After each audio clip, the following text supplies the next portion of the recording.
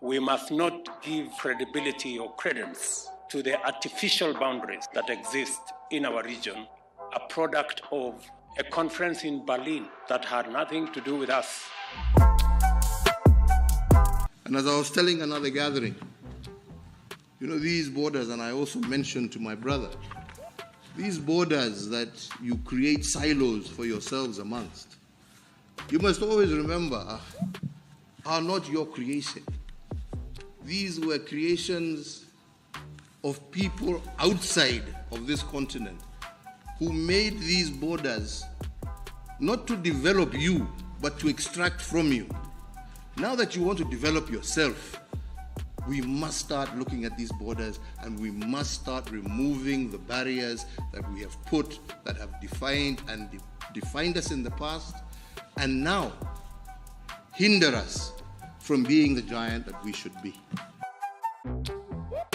We must not give credibility or credence to the artificial boundaries that exist in our region, a product of a conference in Berlin that had nothing to do with us, that partitioned our continent and allocated us boundaries that have since become roadblocks and impediments and barriers to the movement of people, the movement of goods. And it is our responsibility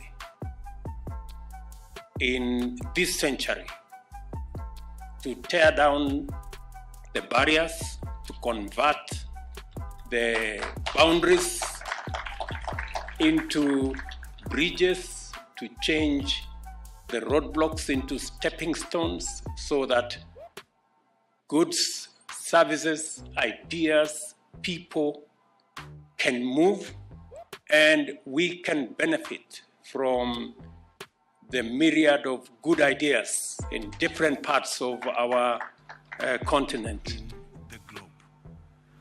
This is a continent of great possibilities and opportunities. These opportunities and possibilities are hindered by bureaucracy, red tape, regulations, and many things that impede our collective progress. I told our teams earlier, we cannot share poverty, but we can share wealth. And we need to work together to create wealth. And we must eliminate the barriers, the hurdles. Our borders must not be walls. We must turn our borders from being hurdles to being bridges. We must turn our borders from being hurdles to being facilitative so that we can do trade, we can do business, we can make investment, and we can move people, goods, and services freely in our continent.